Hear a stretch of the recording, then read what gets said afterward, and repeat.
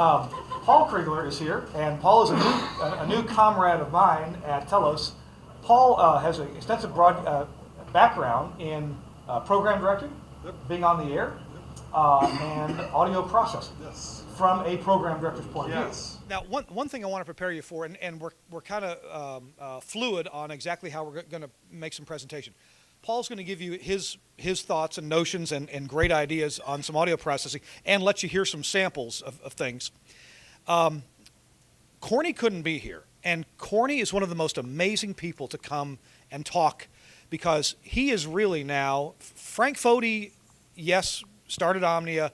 Frank is really our CEO, and he lays back until it's time for his cat, Vito Corleone, to give him a new idea on a processing algorithm, and then Frank will come in and do something. Corny is our senior algorithm engineer. And Corny has this amazing ability to take his real-world experiences, whatever his frustrations were with the audio, and write an algorithm to fix that and make it better, and then incorporate that into a new product. We have an interview with Corny. Yeah, but it's all really interesting stuff. Now, I think it's interesting. You may not. So after Paul talks, and we will have a little discussion about micro MPX, which is this amazing technology for getting composite over IP, we're going to start Corny's interview. But Paul and I did a Google Hangout with Corny, and it was just all fascinating. And I think it was very relatable for what you as engineers need to do, want to do with your station sound. So we'll see how that goes. But for right now, Paul, why don't you? I'm operating the radio earlier. But I got micro MPX to work, with Kirk's help, of course. The whole idea of this presentation was to kind of give engineers an idea of what programmers might be looking for in the sound of the radio station, regardless of what audio processor you may have in your rack, whether it's ours or whether it's somebody else's. These are just general tips, and these have been covered by, I'll entertain you. As programmers, the last programming job I had was in charge of 7 radio stations. 4 of them were sports stations, the other 3 were music stations. And gone are the days where a program director could really specialize in their one radio station and spend time honing the sound of that radio station, really working with the jocks on that radio station. Half of the program directors that I talk to around the country, having come from operations and programming, don't care about processing anymore. It's not even really part of their universe. They don't even really understand what an MP3 does to a radio station's on-air sound. They're overworked, they're busy, they've got multiple radio stations, they're cranky, And they're getting half the music from file docs. Well, I'll get to that. I have one interesting story of a radio station in Baltimore that I'll get into here after a while. But a lot of program directors that I talk to don't even really have time to do air check meetings with their morning show on a day-to-day basis. So they're pretty busy cats these days. To you, a program director is the wizard. You've got the keys to the transmitter site. You've got the keys to the processing. You've got an opportunity here to teach program directors about what's in the air chain of the radio station and what's at the transmitter site.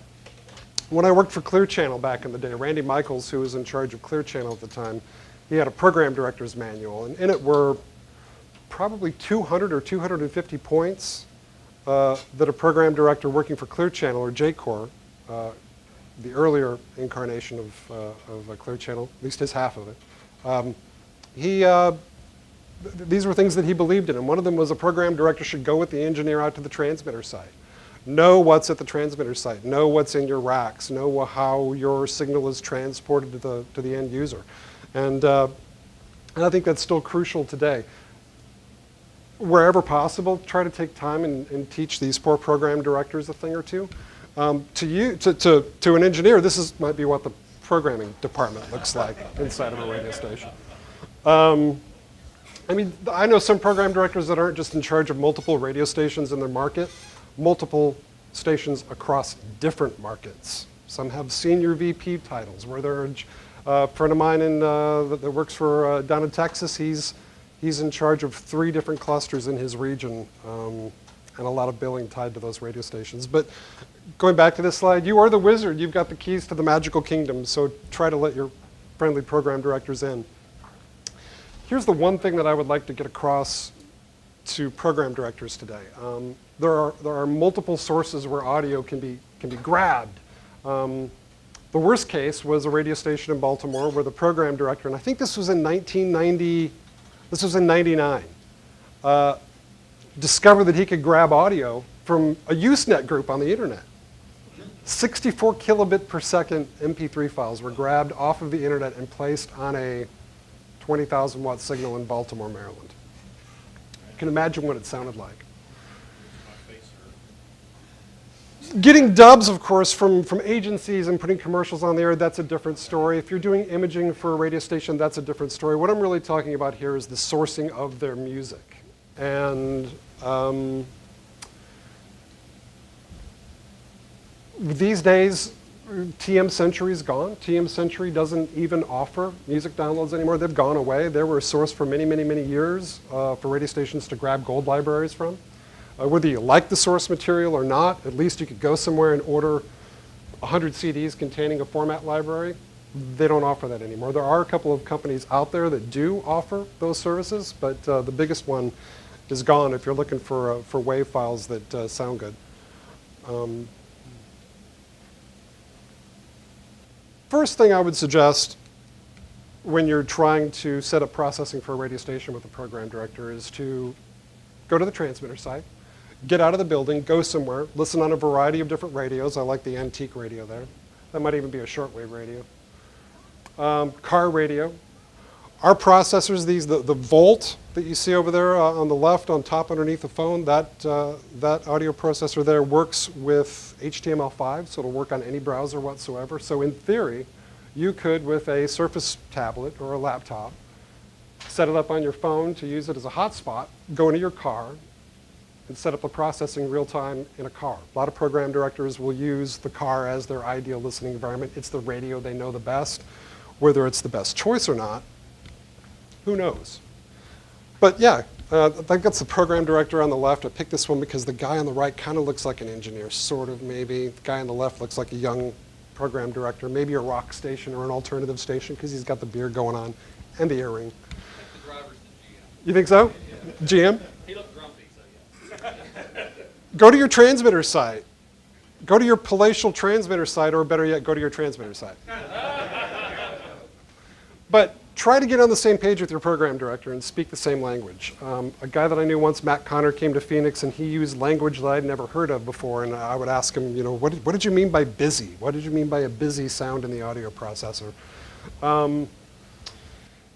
I just tried to come up with as many words as possible and throw them into a PowerPoint presentation, but I think these are all words that you might throw around when you're discussing how your radio station sounds. You want the highs to be a little more airy. You want the lows to have a little more, is rumble in there? I don't think I put rumble in there, but I've heard all kinds of crazy words. We all hear differently. We all hear different things. I flew yesterday, so my hearing right now is shot. I have a bit of a sinus problem, so I shouldn't go anywhere near an audio processor, and I know that. Some people just aren't aware that day to day their audio ability to hear might change on any given day. One thing that comes in use taking a program director to the transmitter side is you get to show them how the signal gets from point A to point B. And it's such a big part of an air chain of a radio station. STLs have come a long, long way. That's Gates's latest offering. I think that's the DSP 6000 from Mosley. That uses an aptX codec. That's definitely an STL. You don't want to have MP3 audio feeding into it. One compression's bad, really? Meh. But if you can take a program director and show them this is what's happening to your audio, this is why your radio station sounds swishy, this is why station B down the street sounds better. And while you go to the transmitter site, listen to a variety of different radio stations. Find out who the closest competitor is of that particular station that you're adjusting the processing for. Find out what radios they listen on. Find out where the station's source material came from. How was it loaded? And we'll get into normalization and things like that later. Interplex, and that's an old composite Marty unit, I believe, Mosley, Marty unit. Processors just can't fix everything. There are tools that are coming out to fix lossy audio that's fed into a processor. There are programs out there that you can buy as VST plugins to try to fix all these things, but it's all Band-Aid solutions. The best thing you can do is just load clean audio into your automation system or play clean audio in the first place. This is MicroMPX, which we'll be doing a demonstration of later. This is what I would say is one of the most groundbreaking developments in transporting composite audio to come along in some time.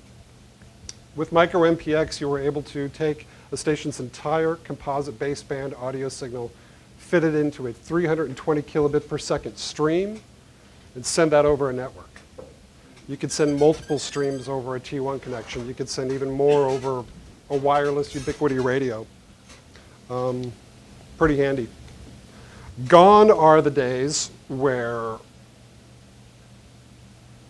the program director's main objective was technically was to just keep the jocks from pegging the meters.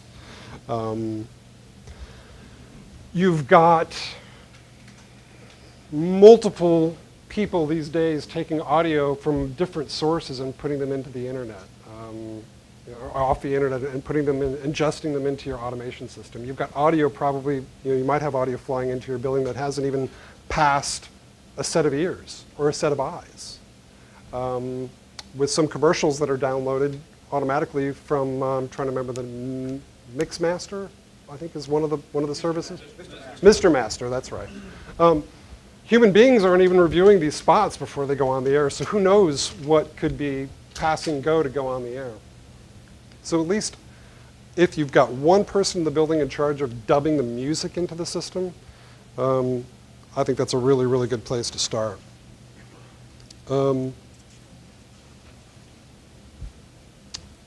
Normalization is something that I'm big in to try to get a station's sound in the ballpark. I believe in normalizing audio files to a certain level.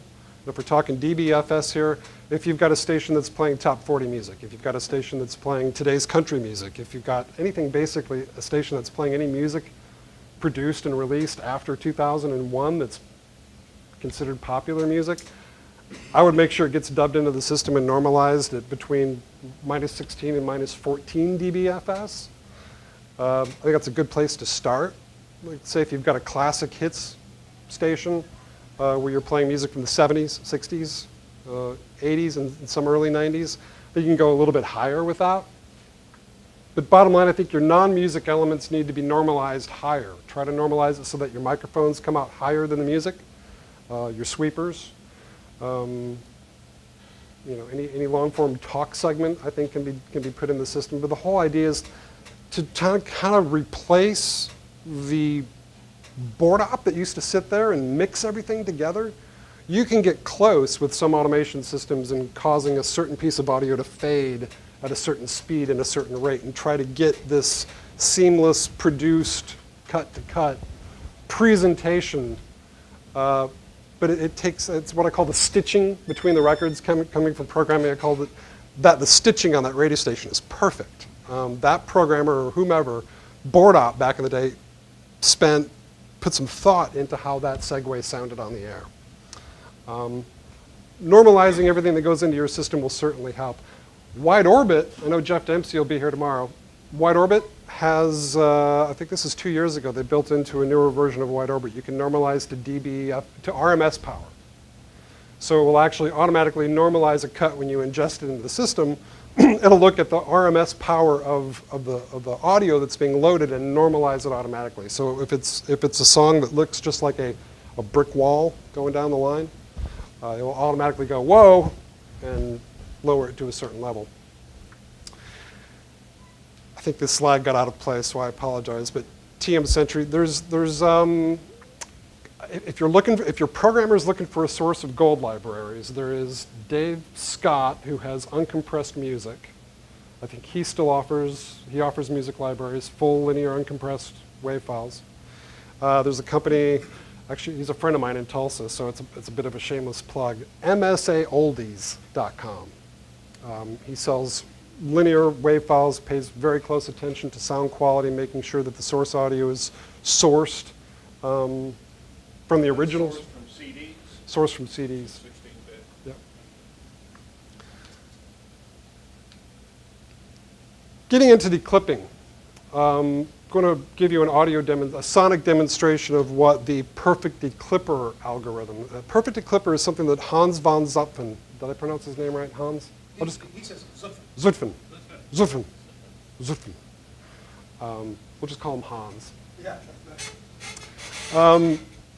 But it was about 5 years ago when, as a programmer, programming a rock format, hearing the muddied mess of what was sent to radio stations to play.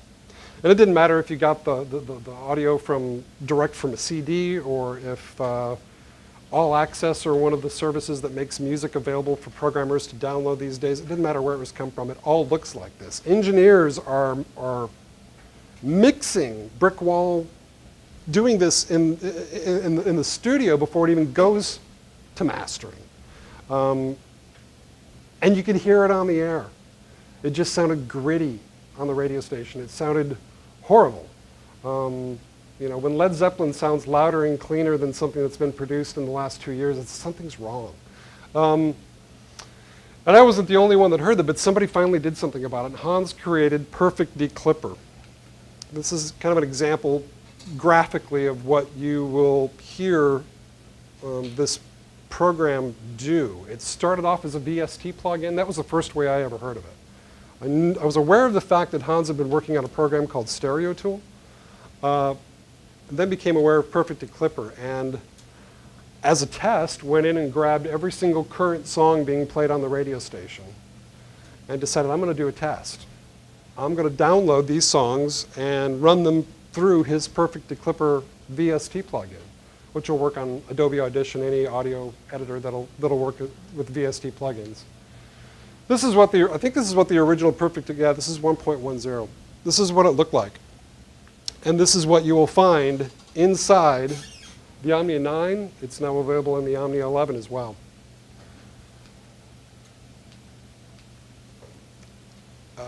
It went in the Omnia 11 last year with the GeForce plugin. Yeah. And it's always been in the Omnia 9. Hans and Leif have been working together for some time. Here's, I think this is about 1.5 minutes. What you're going to hear here is audio that hasn't been touched by anything over here. This is a example of Perfect Declipper. You're going to hear a snippet of music played as it originally was and then ran through the Perfect Declipper algorithm.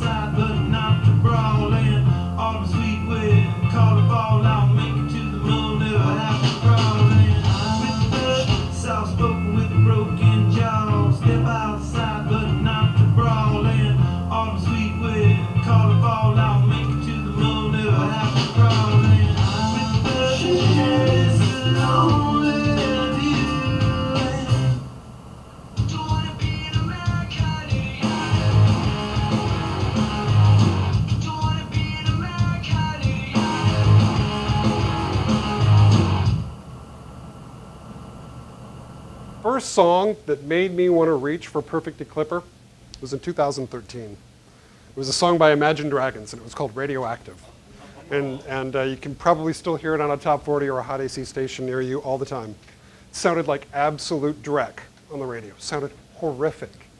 And as much as I'm not a fan of setting the processing on a radio station for one song, there were other songs being played on the radio station at the same time that had that kind of had that same gritty sound to it. And you know, for a while you thought maybe it's the processing, maybe it's the STL. No, it's the garbage being fed into the processor. Moving on, we'll come back to, you'll be able to see Undo and how it works in the 11 and the Omnia 9 if you want to stick around after the presentation. But teach your program director that you've got, Scotty can only, you know, it can only go so fast, Captain. You've got 100% modulation and that's all you can deal with. How you pinch that envelope, how you pinch it off, how you do clipping and what presets you use and how clean your source material is. If you're trying to aim for that last half a dB of loudness on your radio station, if your programmer is dead set on loudness, if TSL isn't really something that they care about, we can help you get excruciatingly loud with our processors. We can also help you clean up the sound of your radio station and sound unlike any other radio station on the dial. But show them the modulation monitor, show them that it goes to 100% or 102% if you're running RDS. We've got a program over here that I'd like to show you if you're interested in what a modulation monitor is going to look like in the future. It's called MPX Tool. Leif Kleisen, the creator of the Omnia 9 software, has created MPX Tool. I think he's been working on it for about 2 or 3 years or longer. I want to say I saw a version of it a long, long time ago, but I'm not so sure. This is what modulation can be how it can be viewed inside the Omnia 9. What you're seeing here, I believe this is a screenshot of the actual Omnia 9 software, the new versions of the Omnia 9. There was an update 3 years ago that I think included MPX inputs so that you can look at the output of another audio processor and compare things A to A, B to B. Give the keys of the processor to the programmer. Insist that they read the manual. Give them the manual. Download it from the vendor's website, our website. Send it to them. Take this home, read it. Print it, read it, spend some time with it. Learn about the processor, learn about what it can do. Know how to get back, how to reset it to settings before they started tweaking with it. But who here has a programmer that works in their building where you'd feel confident? I think it comes down to time more than anything. I just don't think they have the time or the interest. They just want to be louder. Is that right? Would that be about right? Is that kind of what you encounter? Anyway. As you give them the keys, though, just have a way to get back to the original settings where you were. And at the same time, make sure you keep an eye on the modulation of the radio station. I found even sometimes subtle tweaks, whether it be to bass or changing presets, even though the output voltage setting is still the same on the audio processor, it will change the modulation of the radio station. So keep an eye on the modulation as you're giving them the keys carefully to drive the processor and the sound of the radio station. People that work in radio, we're not normal in the first place. I mean, for God's sakes, we're the ones that stop and wait. Somebody's on the air. Gotta hear what they're saying. So we do the opposite. And this was an installer from Wide Orbit that came, the last one is my favorite. This installer came to Wide Orbit from a market I was in and said, radio folks are like carnival carnies. They travel from town to town, use fake names and carry. So we're not normal. I mean, we're so inside the box in what we do. We're too far inside the box. But here's some legitimate things that I think you can do while you're going through tweaking an audio processor. These are real actionable things you can do. Make small adjustments. Programmers are starved on time, and they're probably a little ADD. But try to get them to make just a few adjustments at a time. Don't go crazy all at once. You can ask them to do that, but they'll do it anyway. So just try to make sure that you have a way to go back. Teach them to listen on different radios. I've used some presets on some processors that may sound absolutely fantastic in the car. Show them a mono radio. Show them a little tabletop radio like this C-Crane radio and show them what happens when you listen on a mono radio, which if somebody's listening in an office, that might be all they're listening on is a speaker, one mono speaker that big. Changing the processing on a radio station. Back in the days, if you have a station where you're able to monitor off the air and you're not running HD or you don't have an 8-second delay in your chain and you're actually still listening direct to an off-air feed in the headphones, try to have the programmer keep the jock at bay so that their snap thoughts about how their voice might sound on their headphones clouds anybody else's decision. Try to keep it between you and the programmer. I know several stations around the country that went HD years ago that have completely alternate processing chains just for the headphone feed, whether it's a digital audio processor, something like our Volt that's at a lower price point, or using an old analog processor just strictly to feed the headphones without any delay. I used to set up processing with headphones, and I still have hearing, which is good. I don't recommend it. I would rather listen on speakers. I've come around full circle on that. I used to have a real nice set of what I would consider my reference AKG headphones. I haven't set up processing with those in 8 or 9 years. Prefer to listen in the car on a variety of different radios. Mono radios, crap radios, good radios, high-end stereos. These are great speakers, by the way, Kurt. And I said this earlier, don't set up the processing for your radio station for one song. Listen to all the source material that's being played and step back from it. Listen from a 10,000-foot view. All of our processors have the ability to be addressed over the internet. I think Bob was showing me his Omnia 9 that's been up for 5 years. Was that the NF remote software that you had? Was that what you were running it on? Nice. Go in the car with them. Sit in the back seat. Watch over their shoulder as they're doing stuff. And by all means, this is where I think I've made a lot of mistakes over the years. Stop after about 45 minutes. Just stop. Just come back to it. Don't let them make their ears bleed for 2 or 3 hours. Fatigue sets in. The ear, it's a proven fact. Fatigue will set in with the ears, and you'll start hearing things that aren't there, or cause distortion that you kind of become numb to hearing. And it's like, oh, it sounds great. And then you listen the next day, and it's like, well, that sounds horrible. Why did I do that? Just try to set a limit, like a reasonable limit. 30, 45 minutes. After 30 or 45 minutes, fatigue is starting to set in. No matter what they may think, fatigue is setting in. So try to get them to come back. And like I said earlier, keep checking the modulation. We've got a couple boxes that aren't on display here that I want to let you know about. The Omnia 7 has perfect Clipper in it as well. We have an AM and an FM version of the Omnia 7.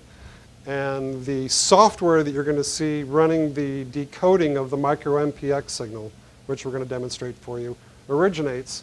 There's a decoder built into the Omnia SST software. If you would like to demo micro MPX for yourself, you can, if you use Omnia SST as your decoder.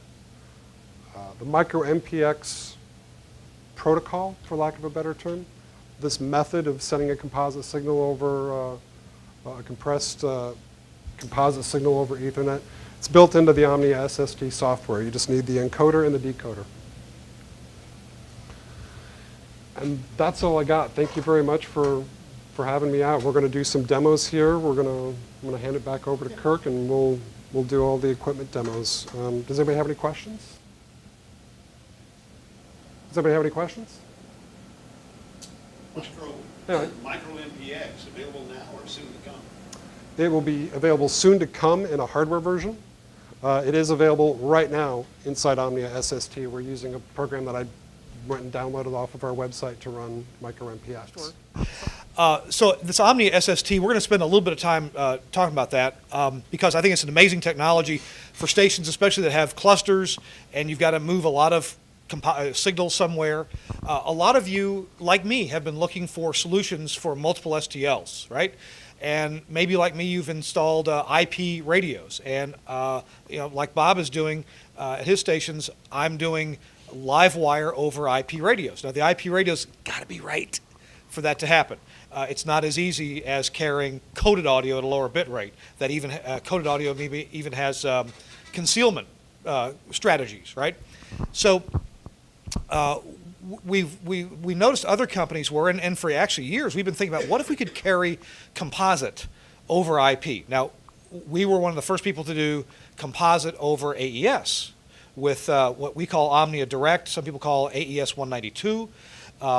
Orban, Nautel has this built in. Orban's been doing this as well, and but you still got to have a way to carry the AES 192 somewhere, right? If you're right next door, you hook it up. You got a digital connection to your exciter. But at my stations, and if you're taking live wire to the transmitter site, well, then all your processors go at the transmitter site, and that's okay. But I'd kind of rather have them back at the studio. I'm used to having it that way. It's nice if you can get it done that way. Other companies were doing multiplex over IP at bit rates required anywhere from 2 megabits to 12 megabits per second, depending on their strategy for saving space. You might remember the old, what was it, the Cat Link that worked over T1, and they did that by getting rid of an upper sideband and doing some other trick. They did two tricks. Well, 12-bit audio. There you go. The Mosley, I think, was the first. I think the Cat Link was the first I saw. Well, yeah, You're but right. it would do it over a wired T1. Yep. Yeah. Now, then other people came along with linear STLs, pulling some other tricks. So, I'm doing live wire over a 13-mile hop in one place, doing it over a 6-mile hop in another place, and in Samoa we're doing live wire 3 stations over a 3-mile hop. And that's all working, but I'm always a little bit nervous about it because for live wire, for any of these uncompressed schemes, it's got to be perfect. Every bit has to get there, and there's no time or not much time for resending a bit. It's got to be right. Okay. And it kind of precludes you from doing it over the public internet unless you've got really good internet at both sites and maybe even backup internet. So micro MPX, and this is an invention of Hans von Zutphen, lets you put composite, so this is the left plus right, pilot, left minus right, and RDS, and I don't know if it'll do any further things than that, but at least it'll do up to the RDS signal. Somebody asked me the question earlier. I'm not sure, but I'll ask Hans. Oh, about whether it'll do like a 67 or. Okay, yeah, gotcha. And it makes sense that it would, but I'm not sure. Anyway, Hans can do this over 320 kilobits per second. It'll go lower. Yeah, he did that demo for the NPR engineers, and it wasn't pretty. So at 320, everybody in the room went, okay, that's fine, that's fine. I don't know why Hans started like at 128 kilobits. Everybody's going like, what? You guys off your rocker? I wouldn't put this on my station. So anyway, at 320, it hits a nice sweet spot. At 256, there's a little bit of grunge. Now, to answer your question about, I'm not at liberty to, and I really don't understand exactly what's going on. But here's what I do know about the compression that's going on with micro MPX getting composite at 320 kilobits. It is using a lossy compression, but it's not. We expect lossy compression to affect the left and the right channels of audio. Hans is using an interesting compression algorithm in such a way, and this is usually what good inventions are. It's a clever implementation of something that already exists, right? So he's cleverly implementing this lossy compression that, by the way, it's just math and it's not proprietary. Nobody owns it. It's just out there, and he's doing it in such a way that the small anomalies that are left over when it gets to the transmitter site and it's turned back into analog composite, okay? The anomalies that occur in that are things that actually don't matter to FM. How about that? Because every transmission scheme has things you can do and things you can't do. And that's why AM processors are different than FM processors, are different than streaming processors. Each transmission method has its own interesting things that you can do and you can't do. Hey, Bob Orban and Frank Foti will both tell you, we do 10 to 15 dB of clipping, and we do it in such a way that it barely hurts the audio. Now, barely is open to subjective interpretation. But if we didn't do these mitigating steps, the clipping that we do would be awful. But each company has figured out ways to do interesting mitigations. Same thing for micro MPX. There are interesting mitigations that occur that to the FM baseband signal, the anomalies in the algorithm don't matter, or don't matter very much at all. So, that said, at the studio site, we have the Omnia 9 can generate micro MPX. Yep, this version of the Omnia 9, if you happen to have an Omnia 9, this has got the beta software in it. The operating system of the original Omnia 9 ran on Windows XP embedded. This beta has a new SSD placed in it and more RAM to support Windows 10. Boots right up, and it supports micro MPX and Livewire. Livewire runs quite well on this new version of the Omnia 9, so it's new and come to the Omnia 9. We can send audio. We're gonna do this demonstration by using micro MPX to send the signal to this Microsoft tablet. It's over here on the left. The setup is a little complicated. In fact, I might even draw it out. But tell you what, I got a little short video here, 3 minutes long, of Hans describing briefly how micro MPX works. This was done at a trade show in Amsterdam. And so let's just take a quick watch. Hi, I'm Hans van Zutphen, and we are here at the NAB 2016, and we're still building up, so my apologies for all the noise here, but I wanted to show you something that we're working on.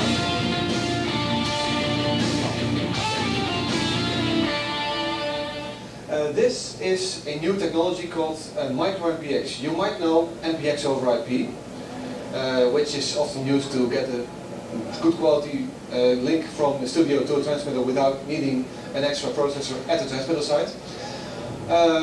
There are some companies that are offering this, but the bit rate that you need is usually pretty high, at least 2 megabit, and some are even going higher than that. We wanted to have a solution to do the same thing at a much lower bit rate, and from that we have a demo running here at this point now, which is called micro MPX, which is doing the same thing, not at 2 megabit, but at 320 kilobit. What you can see here is that we are running audio through the Omnia 9SG. The output from the 9SG is going into the micro MPX encoder, which is set to 320 kilobit. On top you can see the input signal in an analyzer. Then the signal gets decoded in the micro MPX decoder, and at the bottom of this display on top of the screen you can see what the decoded signal looks like. Except for some delay, you can see that the signal looks almost perfectly the same. And it will also sound almost perfectly the same, so you basically lose virtually no audio quality over this, also no loudness. What you can also very clearly see is that, and that's something that you would normally lose in many left-right connections, the MPX signal, both on the input and the output, looks very tightly clipped and limited. And the demodulated left and right audio, which is something that the 9SG among others does, which can go up to 140%, that survives the micro MPX encoding. And also the spectrum after FM modulation, which is the RF spectrum, looks the same. So any techniques that you use to reduce multipath, for example, will also survive this codec. By the way, the current setup that we're using here is using multicast, which means that we're not only decoding it here, we're also decoding the same signal a few booths down the hall at an hotel booth, where you can also see it. And what we're still working on, but we are planning to implement this in the future, is single frequency network support, so that the timing will also be synchronized. An important advantage of this technique is that you can send your digital MPX signal over your existing STL infrastructure, potentially even over an analog STL. And if you have a digital STL that has a high enough bandwidth, you could even send multiple signals over it. And you can, for example, also send this signal via satellite. Just as a final clarification, this is only a technology demonstration at this point. We don't have a product in which this is implemented. We are showing what we can do at this point, and we welcome your input to make this better. So that was a year and a half ago at Las Vegas, and now we do have product that's shipping. It's almost here. The Omni SST you can get now, right? Mm-hmm. Now, he mentioned a couple things there. He mentioned that at the Nautel booth they were decoding this and running it into a transmitter. And it's the decoding that is the bit of the bugaboo. We will be offering hardware, like something that's a half rack size, that you put IP into and you get composite out of, okay? Hardware takes time to develop and design. You can do this now if you supply the hardware. It can be a PC. There's also a Raspberry Pi version of this Unfortunately, the sound cards available for the Raspberry Pi aren't always so good. And the biggest problem with this is the sound card. You've got to use a sound device, a sound card, with 192 kilohertz sampling and either no or known DC offset. And so there's tweaks in the software to overcome known DC offset. You can do your own test. You can check the DC offset and tweak it. But that's got to be basically 0 to go in your transmitter. You're excited.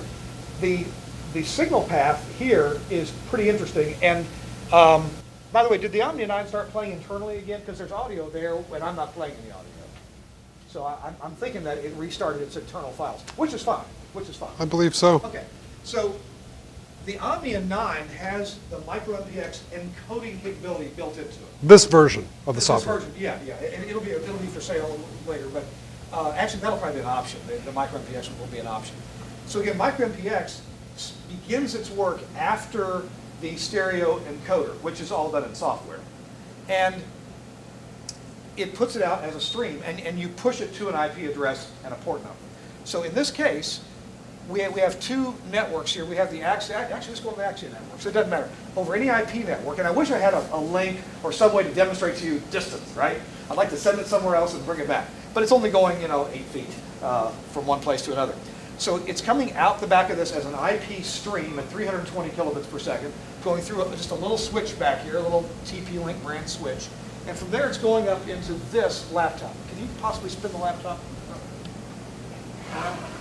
So, in the laptop, this is the micro MPX decoding software. Can y'all see that? Okay. And in that software, you can set the amount of buffer. You can do up to 3 streams. You can have 3 parallel streams if you're worried about reliability. You can send this over public internet, IP link, and a third thing if you want to. Satellite.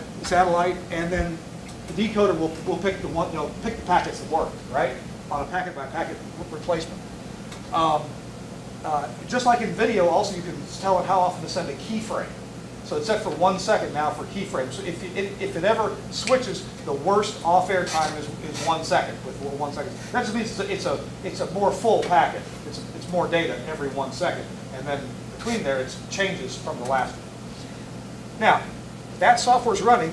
There's a sound card hooked up to that laptop. It's this one right here, which happens to do 192 kilohertz. It's capable of that. So a 192 kilohertz sampled signal is going into this. Coming out of it, yes, I know, it's a 1/4-inch connector. Yes, I know. This is just for demonstration only. And from there, it's Don't try this at home. It's going into the analog input on Frank's excited. Do we have, first of all, do we have the C. Kriegler radio here? Was it 94.9? 94.9.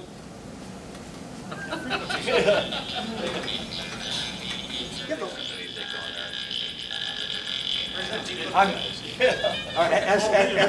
As people are saying nowadays, I don't know about that. So that's being transmitted right now, and again, it's coming over that. Now, let's go one step further. And by the way, Hans made reference to something we haven't talked about yet. He said you can still get your 140% demodulated audio out of 100% modulation. You know what he's talking about? We did an NAB paper on this. Hans has been working for years on various techniques that last year I decided to call the TARDIS effect. Everybody, I'm not a Doctor Who guy, but I got friends who are. Obviously, folks from Vermont are. Where you can fit more. It's bigger inside than it is outside, right? So Hans is able to fit 140% modulation in 100% MPX. Now he's got 3 or 4 techniques to do that, and a couple of them, we did an NAB paper about it, but he really doesn't want anybody to know about these, so a couple of them we just lied about in the NAB paper to make you believe it's this way when really it's something else.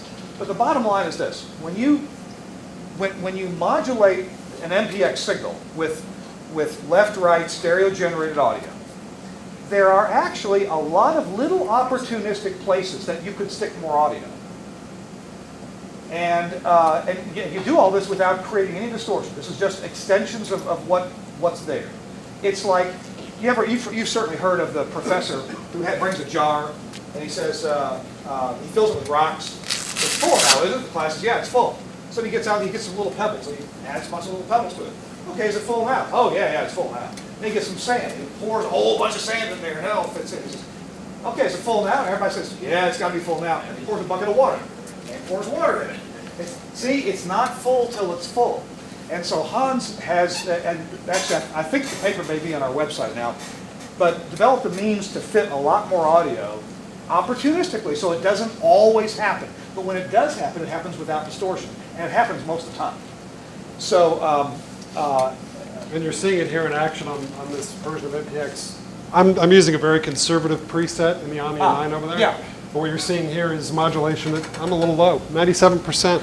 But the DMOD is around 120, anywhere between 170. 121, 112. I saw 125 a moment ago.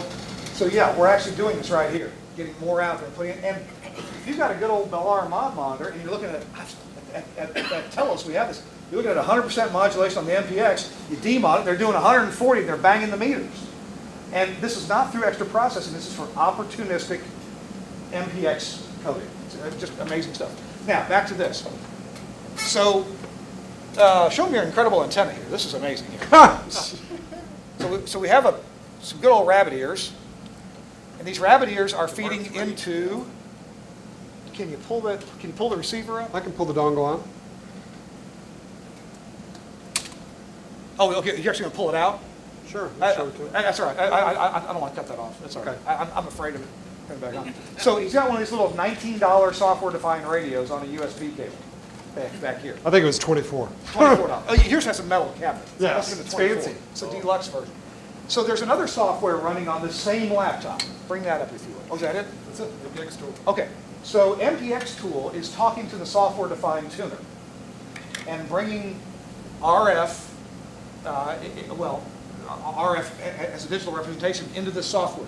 MPX tool is demodulating this. It's an FM demodulator. And its output is going into LiveWire. Yes. And that LiveWire is coming back out of his laptop and into the LiveWire network. And so it's available. We're going to do what they say can't be done. Which one was it? So what you're hearing has gone through everything we just described. Wave files here, processed, micro MPX out. To Micro MPX the out. laptop, running the decoder, going through here.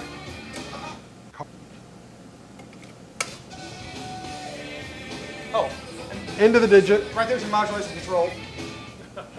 Wow, Kirk, you're doing 120%. Station keeps going off the air, Kirk. We got a problem.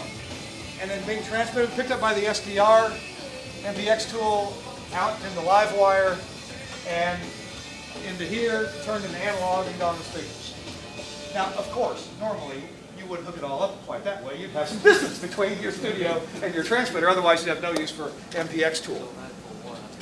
But I'm really excited about MPX tool because at my transmitter site in Heads, Mississippi, it's the white spot in the road with a dog that lives there. Here's one of the reasons why, not to interrupt you, Kirk, Yeah, but go ahead. as somebody who chases perfection in your audio processing chain, one of my frustrations was using an exciter to do the stereo generation of the composite limiting. We've spent Frank and the team, Leif, have spent so much time and effort to develop the perfect composite clipper and the perfect stereo generator to make it all work in unison. To feed that, in some cases, over a lossy codec into an exciter at the other end that's doing the stereo generation of the composite clipping, it's a crime against processing. So if push came to shove, at least you could use micro MPX to get your full composite signal out to the transmitter side. It's one of the other reasons why I like micro MPX and use the thought of using it. So are there any overshoots generated in the process even by the sound card? Is it the idea of a composite clipper necessary?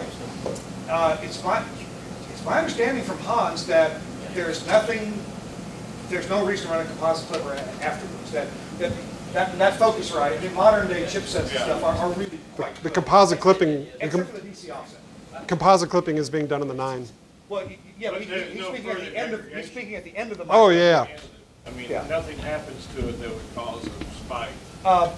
It's, of course, when we end up building ourselves, the decoder, the hardware decoder that you can just, it's an appliance, that's what we want to build. Instead of running a Raspberry Pi or a computer. But by the way, on the computer thing, with Omni SST, there's no reason why you can't run multiple instances on a server class platform, for example. So my plan is to go buy a $200 Dell R710, put some hard drives in it, put an SSD in it, run multiple Omnia SST in it, come out as IP, micro MPX, send it over by IP link and the public internet, both to my transmitter site, two different destination IP addresses and port numbers. Yeah. And to another Dell server that's there, that dual power supplies, reasonably good reliability. Run the decoding micro MPX there, and have either 4 sound cards or a sound card with 4 outputs, whatever. That does 192. Right. And probably it might be a Motu type of sound card, something like that, something that has firewall, something that's kind of spendy. But guess what? Overall, my price is really low for all this, and I get backup by public internet that's there all the time. It's automatic. Yes. All right. Rick and I drew straws, and I got the short straw, so Uh-oh. I get to ask a stupid question. We're curious about the Omni SST software. Yeah. Number one, what is the cost of it, or is it free? Does it encode? We know it decodes, because you demonstrated that, but will it also encode? Good question. And also about the, Great question. the tubes program, is it free, and what does it cost? Gotcha. So the MPX tool, I can address that one first. Unfortunately, is not for sale yet. I don't know why, but the people who do all the product configuration and deciding what we're going to sell and how much to sell for, It's MPX coming. tool is not for sale yet, but it's coming. Who said that? It's coming. MPX tool's coming. Yes. It's just not. Yeah, yes, it is. To answer your question about overshoots, I've seen one peak of 102%. It was real momentary. It just flashed 102%. So The Omni SST is for sale now. Is it about $1,500? $1,500. $1,500, you get the encoding and one decoder. One license encode. Exactly. And then additional decoders are, I think, about 500, I believe so, yeah. something like that. 495. There is no hardware available yet, but when there is, I have no idea, but I'm thinking probably $2,000, $2,500 for. I hope they design it with 2 outputs, but I'm not actually sure what they're going to come up with. That's been going around. Yes, Steve. What about operation in a high RF environment? Has that been looked at yet? That might be a good question for Nautel. You guys run Raspberry Pis right next to your big transmitters. We run Raspberry Pis in our big transmitter. Okay, well there you go. Hasn't been an issue. Yeah. I'm just wondering, like, if you had a co-located AM/FM site, Well, maybe an issue. obviously AM could get into that little spindly RCA cable. Sure, you'd want to use good engineering practice. Absolutely. Now, when micro MPX gets rolled out, I guarantee it's going to be rolled into a very battle-hardened box, just like you see here with the Omnia 9, something that's shielded and all the. Can you guys talk a little bit about using this in conjunction with the HD transmission system? So if you're running HD, how would micro MPX work? Given, Kirk, I'll let you take this over, but given the proprietary nature of HD, I think that's a no-go. Unless you- MicroMPX cannot carry any of the HD stuff. Assuming though that you're using, and Jeff could probably address this, I don't have any experience with HD myself, being in market number 382. You can get your HD audio to the transmitter site at a reasonably low bit rate, can you not? Yeah, and I mean, that's kind of vendor specific. We're using a proprietary algorithm that we can shove it over 160 kilobits. I mean, we've got HD running over satellite up 60. But for the most part, for anything that'll handle 2 meg, like you can run HD over a T1 real easy. And you still have room for some audio, like micro MPX can handle your analog, for your analog stuff. You wouldn't have a problem with your blend wandering, with your FM path being For a anything digital like that, composite? where I'm running separate paths, and I mean, my preference is to put all gear in one place and then run a single pipeline when I can. But for anything like that, that's where I go into something like the Innovonics that Justin 808 they got, where it pulls the off-air signal and Yeah, dynamic. it has to be dynamic. It'd have to be a closed loop system of some sort, wouldn't it? Yeah, you want something where you can pull it off there so you can adjust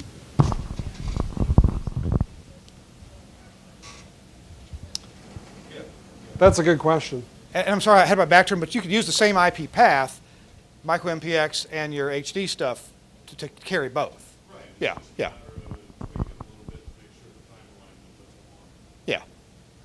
And it's not in there yet, but there will be SFN, single frequency network, timing capability, which means it will be locked. It's not locked now, so I think you could have a little bit of wandering right now, but that's going to go it has to go in both the encoder and the decoder end. Then that Stan? may have answered this question, the latency for the SST software. You can adjust it, but there definitely is some latency there.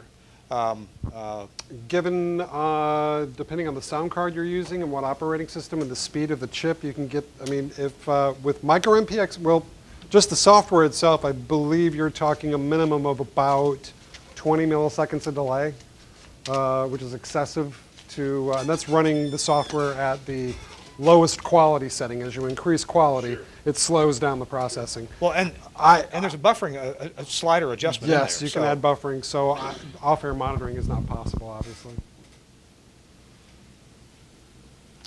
Now, remember I told you earlier we had this interview with Corny. What I'd like to do is play a little bit of it and stop it and see what your interest level is.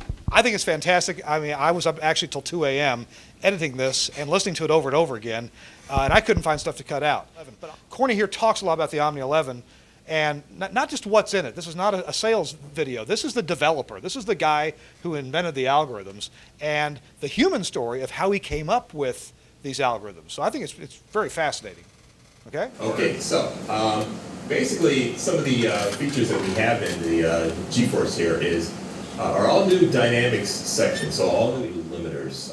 The AGCs were improved upon, made more intelligent, and you know, compared to what was in the original Omni 11. And then the limiters are the biggest change. The limiters in the orange Omni 11 were the limiters that worked good enough to get the job done. When you're working on any project with any company, you're given a timeline that you need to meet and your resources to do it. And a lot of time was spent during the orange version developing the original AGCs. So there wasn't a whole lot of time left for the limiter, so I had to kind of do the best, make the best of what I had time for in that case. And so when it came time for working on GeForce, that's where I picked up. I picked up where I left off on the limiters.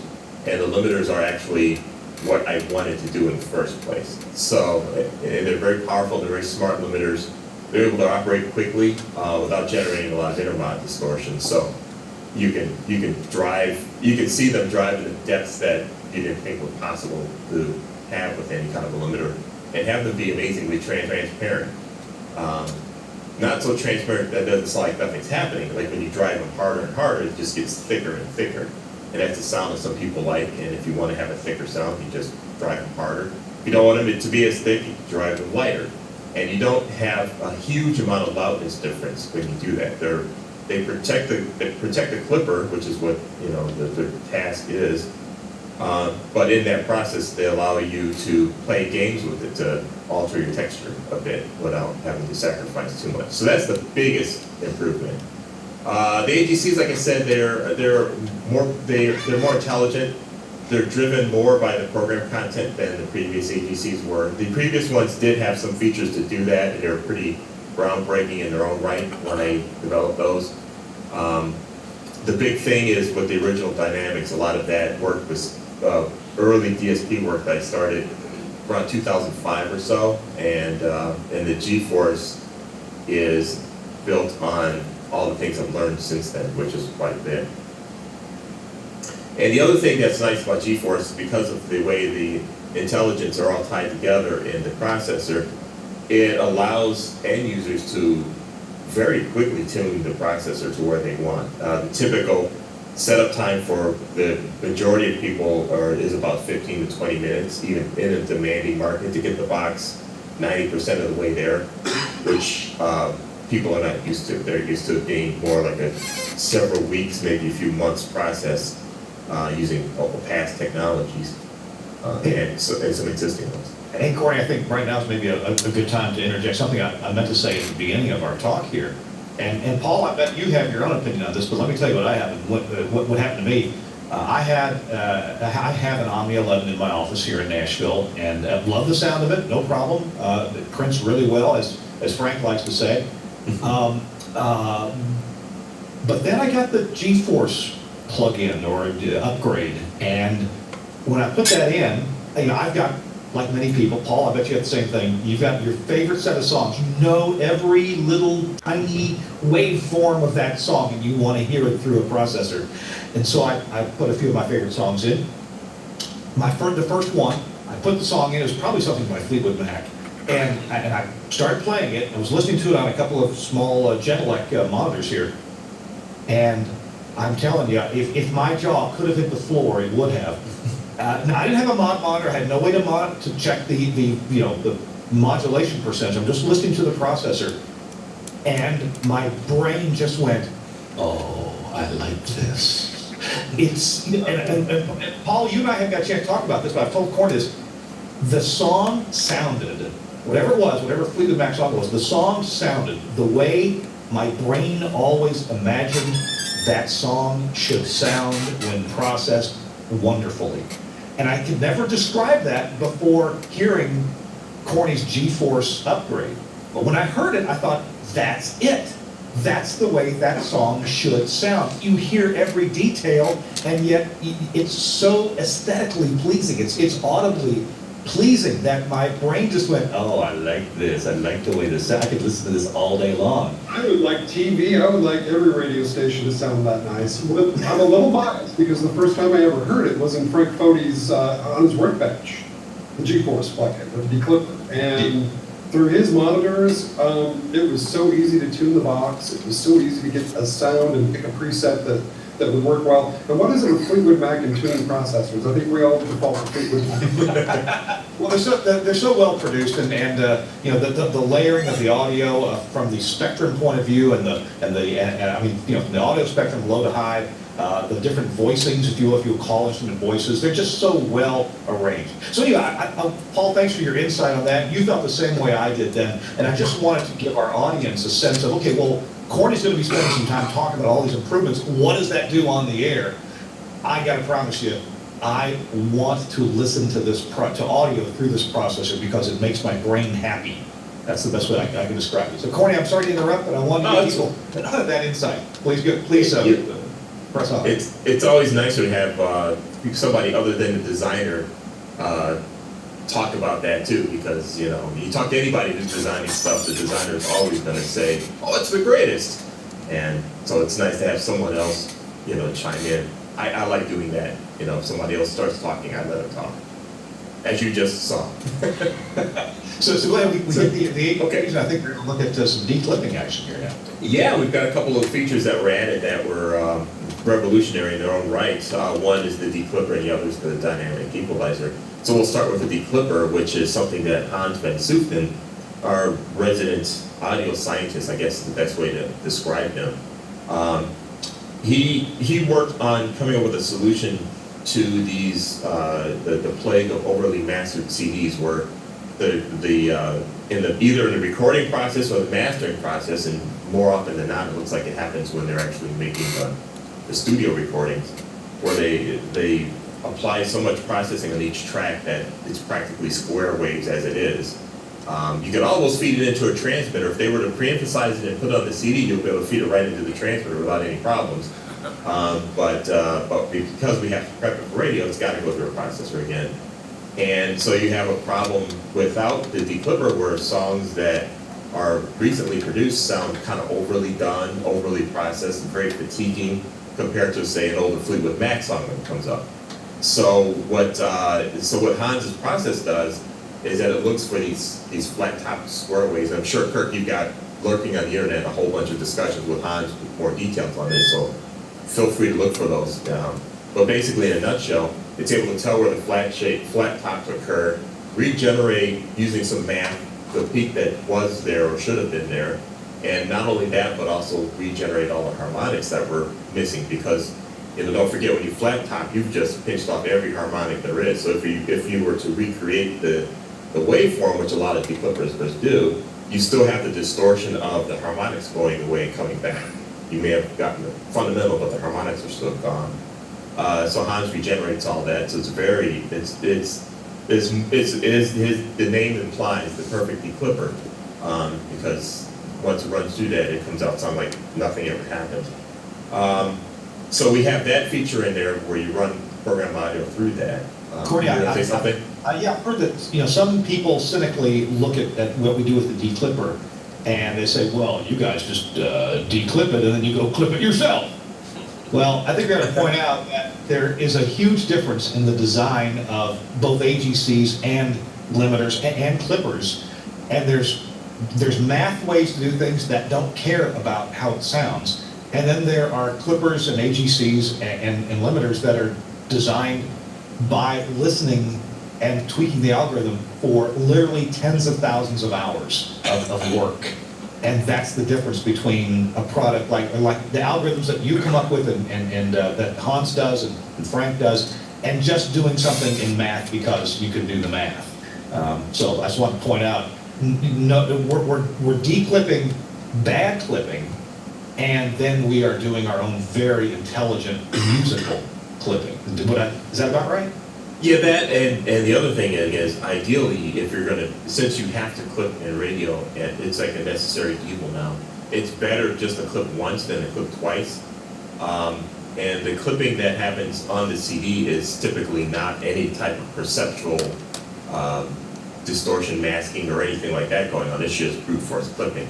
So when it runs through a broadcast process, not only are we double clipping it, but because the processing is multi-band, what ends up happening is that you bring out those harmonics that are normally covered up by the music even more, so it makes the clipped audio that gets doubly clipped and doubly processed sound very fatiguing and very tiring compared to when you just, like the example I gave, like where the modern songs would sound like overly smooshed and just hard to listen to, and then an older song comes through where it's just being clipped once and it's listenable.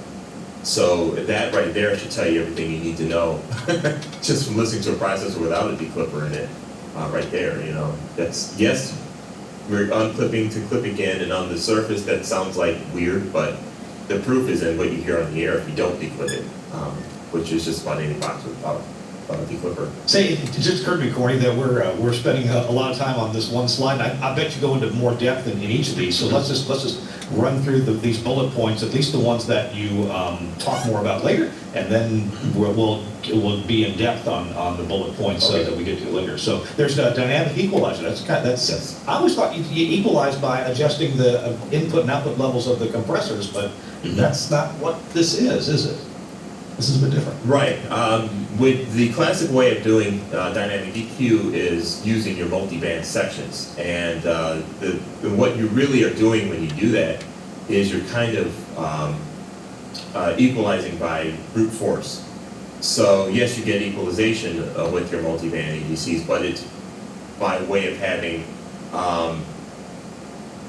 more smash, if you will, more compression, and that's how you're getting audio to fit within the will of the radio station, if it were. We'll get into details on the dynamic EQ, or since that's the next slide, we can jump over to that and just go. Let's go ahead and look at that. Let's see the perfect declipper. We covered that. And by the way, there are other videos that are associated with the Telos Alliance's YouTube channel, where you can find out more about the perfect declipper by Hans von Zutphen. But now let's jump into the multiband dynamic EQ and tell us why that's better than the way that I always used to do. So what the multiband dynamic EQ is, I'll start by backing up a little bit because there's some history behind this dynamic EQ. And this project made its way into the Omni 11 by way of the VX, where when the original Omni 11 was being unleashed upon the world, Steve was, our late great Steve Church, he was in the middle of the VX project. And his complaint was that the best sounding hybrid that Telos ever had was the Telos Delta. And it was because of the dynamic EQ of the Telos Delta. But But after that project went away, Steve says we never had that sound since then. And I want either you or Frank to please figure out how the dynamic EQ works in the Delta so we can put that into VX. So I was knee deep in alligators with the 11 at that point, but Frank had some bandwidth, so he took a Delta and went back in the lab and studied it and reverse engineered it and figured out how it worked and spit out an algorithm that he sent to our engineers that are working on the VX, which made Steve happy. But along the way, Frank goes, according this dynamic EQ, it's amazing. I think this may have some application for audio processing. Play with it. So he threw it my way, and then sometime later, I had the algorithm up and just kind of poking around with it. And I was working through a problem, so I decided just to play some music through the dynamic EQ. And one of the things that struck me was the same thing that Frank mentioned, is that the unique property of this EQ is it doesn't care about levels. It could be quiet music, it could be loud music, it just does its thing at whatever level you feed it. And what it's doing is it's just, they're looking, the multiple bands in the EQ are looking at what they're doing relative to their neighbors. So it's kind of like a ratio kind of thing. So it's really transparent. When it works, it makes things more consistent, but it does it in a way where it's not doing weird things to the audio necessarily. So to prove that point, go ahead. Yeah, with the word dynamic, this isn't just an equalization curve that you set. This EQ moves, but it always sounds the way you wanted it to, yeah? Yes, because what's happening, since it doesn't care about the levels, it's not getting EQ by way of hammering down your levels all the time. So you don't have this gain reduction thing going on. You don't have this thresholding effect, which is the key. There's no threshold to work against. When you're doing that, Cornelius, there's actually a portion inside the software when you look at the front panel that you get to see real time what it's doing. Yes. Equalize. Yes. It's a great feature. And it's fascinating to look at and see what it's doing, because it's not always what you would think it would be doing. It would be doing because it's not a processor. We're used to seeing that kind of stuff happen in terms of gain reduction, and so sometimes what it does doesn't agree with what you're used to seeing, which is really cool. So anyhow, what drove it home for me was I was playing a bunch of songs and it just had it playing on random on the computer back there that plays my things randomly.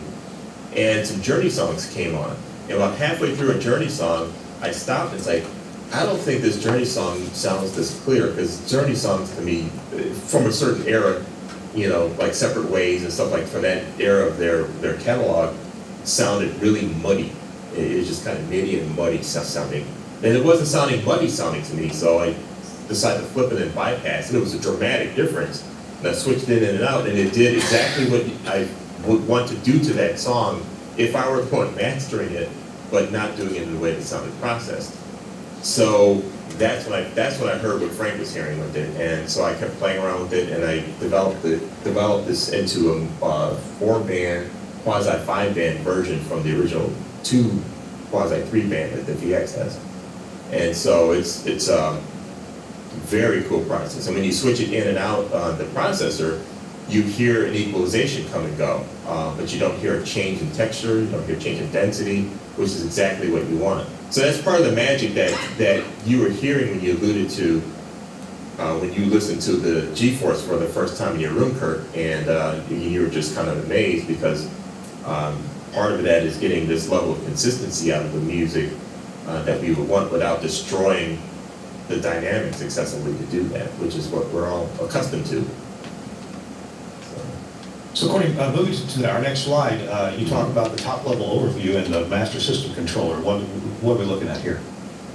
Okay, so one of the things at G-Force that happens a little more extensively than what happened in the original version is that the multiple stages of audio processing are made aware of what's happening in your program source, so that they're all can stay in sync, if you will, with each other.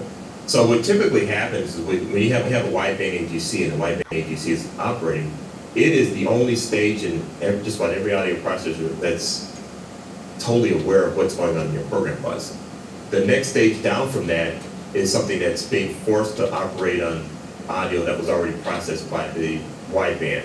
And then the limiters are working on something that's been processed before by other things. So they're not aware of what was going on. They're only aware of what's in front of them. So on the wideband ADC, the Omni 11 G-Force in particular, it's a little more sophisticated than the original one. The original one, people loved it. They thought it was a great wideband ADC. I improved on it, made it smarter. It's operating across more bands, and it's looking at a few other aspects of your audio dynamics and whatnot. So what I'm able to do then is to pass that information downstream so that the other stages are program aware, if you will. So whatever they need to stay in sync and not trash the audio too much, I can pass that information down. So this master system controller, in my analog box, in the what my box was called the Audio Chameleon at the time, there's this hard-coded algorithm, if you will, with a bunch of logic gates on a board, and they were just kind of hand-wired to do whatever. And I called that the master system controller, and it does a subset of what goes on in the Omni 11 now. And so in the Omni 11, that just means the computer part of the processor, because all these digital processors are a computer, and I figured, why not use that power? So that just means that I use the computer part to coordinate what's going on in the other bands. So part of that is in the parts of this that are shared with the original version of Omni 11, which such as multi-band syncing and whatnot, which is the biggest thing that passed through is the multi-band sync control. That all happens through the master system controller. We also have intelligent gating, where the gating on the multi-bands not only operate within what's happening on each band, but they also can operate, if you set it up that way, using some intelligence of what's going on in the main program bus to have some influence that can override what each individual band would want to do. And also the overall bass management. We'll get to just remember the term the PD page, because there's a quick setup page on the Omni 11 that's very powerful. And part of what that does is, like, if you want more bass, you turn on the bass and you get more bass magically. That was one thing that on the original version, something simple like that. I need more treble, I need more bass, make it thump more. In the orange version, you have to know how to diddle each one of those controls underneath the hood to get it just right. Yeah. And on the Omni 11, because I'm making use of the computer to do this, there's a control that if you turn up the thump, okay, it's programmed to turn this, tune that, tune this by that much, tune that by that much, tune this over here by this much, and diddle these other controls that normally would be recording-only access controls to give you more thump, or to give you more bass, and do it in a way where it's going to be clear and not destroy the audio or create some other weird distortion. So everything is managed by the system. So that all ties into what this master system controller is all about. In fact, Corey, I think your next slide has to do with getting started and doing a quick setup. So why don't you talk us through that, logging into the box, and then what the quick setup will do, and kind of why that is very likely all you need to do is the quick setup. No more deep diving in, although I think you're going to talk about that later too. Yes. With the quick. Yeah. So one of the big things, the people that are very happy with the G-Force, when they get a hold of the books and they follow the instructions that I'm about to describe here, they're very happy with the G-Force. If there are people that are used to having processors with hundreds of controls, where the first thing you do when you get the processor is you dive into the hundreds of controls. And people who do that kind of walk themselves into a corner very quickly. And when they call us, we say, use the quick setup. And I think people will think that they're dummy controls or controls for dummies, and they're really not. They're way more powerful than the hundreds of controls that are there. So with that in mind, here's how you go about setting up the Omni 11. First, you kind of go, before you put it on the air, you want to go through and just kind of make a note of what each one of the presets sound like. And make a note of the ones that sound closest to what it is you're looking for. Once you have that, and you have a subset of presets you want to aim for, you can go ahead and pop it on the air, or put it on overnight, or put it on the backup chain, or whatever you want to do, however you evaluate the box. And you start with those presets, and you see where you are in the market. Maybe they're a little too bright, maybe they're a little too murky, maybe they're not loud enough, or whatever. So at that point, you go to the quick setup page. And the quick setup page has a few controls that, like I said, are very powerful. So if you need a little more low end, you can turn up the bass. Great. Need more loudness? Well, try turning up the clipper drive a little bit more, which is your brute force loudness versus distortion trade-off. If it's too loud, which I run into a lot, some of these presets are just really loud for the market. They sound great, but they're really loud. Just turn down the clipper drive, and until you match the loudness that you want. And likewise, treble, if it's still right, you go, whatever, you can do that. And you also have access to the stereo enhancer controls. So that basically everything that a PD would ever ask me for whenever I've been visiting, it needs more sparkle, it needs more of this, I need more thump. And it's got the PD words on it, so you just aim right for those controls. Yeah, and in fact, you call this on the slide here, the PD screen. So can an engineer, who's, let's say you're an engineer and you're pretty good at processing, at least with previous processors you've had, you put the Omni 11 with G-Force in, and you know, a lot of engineers are in total agreement. Instead of fighting with the PD or going back and forth, just say, here, PD, here's access to this screen. Don't use other screens, but get what you want with this screen. My question is, are there things on the screen that a PD can hurt the station with, or is everything here going to be pretty safe as long as your ears are reasonable? Everything on the quick setup and the other tab we'll talk about, the bass effects tab, those two are basically the ones that you can feel free to open up to the programmers. And about the only thing you can get in trouble with is if you drive the clipper drive too hard, trying to get ultimate loudest, you'll cross that line of loudest versus distortion for your market. But that's pretty easy to fix. You back it back down again. It's very easy, like if you walk yourself into somewhere where you think you've gone too far, you can just back down this one control. It's much easier than trying to figure out which one of the 100 controls that were deeper in that you did wrong, you know.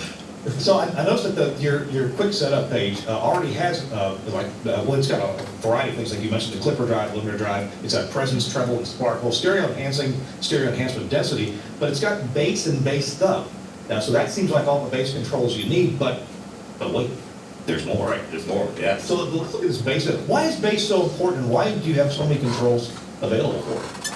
Because each format has its own requirements for low end, and especially when you get into anybody playing modern music now, or anything that's fairly current. That's a really big deal, because bass will blow holes in a lot of mid-range and highs. That's where I've noticed that a lot of older generation processors fall apart with bass. Yes, and the bass and the variety of bass there is for a format nowadays is just all over the place. Because if you're a CHR, you're going to want that driving, kicking, thumping bass. If you're an oldie station, you're going to want a warmer, fuller kind of bass, more rounded bass, or an AC station, or some combination in between. So yeah, that's why there's so many different bass controls. And basically what bass effects does is bass effects fine-tunes what the bass thump and the overall bass controls sound like when you turn them up and down. So that's like a general idea of what's going on there. Some of the controls we're looking at here you can figure out yourself, but solar plexus. Yes. I thought that was something we learned about in anatomy. What is solar plexus control? What is that? The solar plexus is a process that Frank Fody came up with, where he was, let's see, the inspiration behind that was a couple of Who songs and another song where, for whatever reason, when they recorded the songs, the bass just stops at like 140 hertz or whatever, and there's just nothing below. This Who song in particular, Frank was talking about how, you can tell the end whistle was just jamming along on the bass and doing all kinds of stuff, but you can barely hear it on some of those songs. So what Frank came up with is a process that looks at the bass that is there, and wherever it stops, he generates second order and I think ordered harmonics of those bass frequencies, and basically regenerates them, but regenerates them in a way where they track the original, both in levels and how the frequency moves around. Some other versions of bass synthesizers, as we know them from the days of DJs, they kind of make this unilevel bass. It's just kind of fluctuates out bass of just one tone and one level. And it sounds great at times, and other times it sounds like it's too much, other times it sounds like it's not there, it's just not a perfect process. So Frank's process not only generates these lower harmonics, but they're also in relation to the main. So if they play the bass louder, it gets louder. Play quieter, it's all tracked, and it's a very smooth process. So with that in mind, you can play some of these older songs, and you end up with bass that's rich and it goes down. And you can have songs, classic rock songs that when you play them, they match something that's recorded today as far as low end goes. And another problem you had is that the older songs, they couldn't just make the bass the way they do it now without causing problems with the records. And your needles would jump out of the groove and things like that. So they had to master in such a way where they had to kind of restrict the bass anyway. And you can tell that for like the 80s songs, where 80s, there's a lot of good bass in the records. You can tell that there's a lot of cool bass going on. And if you went to any concert when sound systems started to become better, you could tell that there's a lot of bass that they wanted to have in the record, but they couldn't put it in there. So something like this brings that out. Courtney, I've programmed a lot of classic hit stations, and I can tell you that a lot of these, older songs from the 60s and 70s have never sounded better, richer, warmer, and taken on a different character without disrespecting the original source material. Right. So it just... Courtney, all these bass effects on this page, are these all reset if you choose a different preset? They're set different at different levels for each preset. They're all part of what makes a preset. Okay. But importantly, though, something you touched on, probably without realizing it, is that whenever you have processors that have an easy set of controls and an advanced set of controls, some of them will, the easy and the advanced controls kind of cancel each other out. So if you went from easy to advanced, you've lost everything that was in the easy settings and vice versa.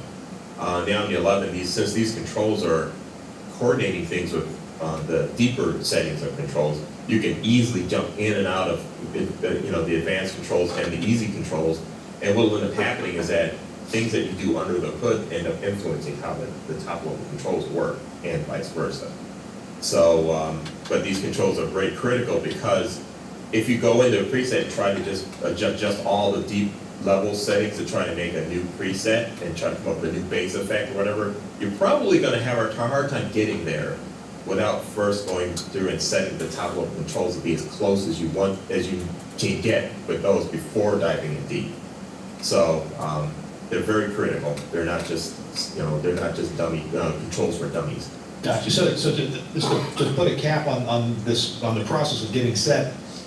Pick a preset, listen offline, pick a preset, listen to all of them and see which one is closest to what you want. Then use the quick setup to do any further tweaks that you may want.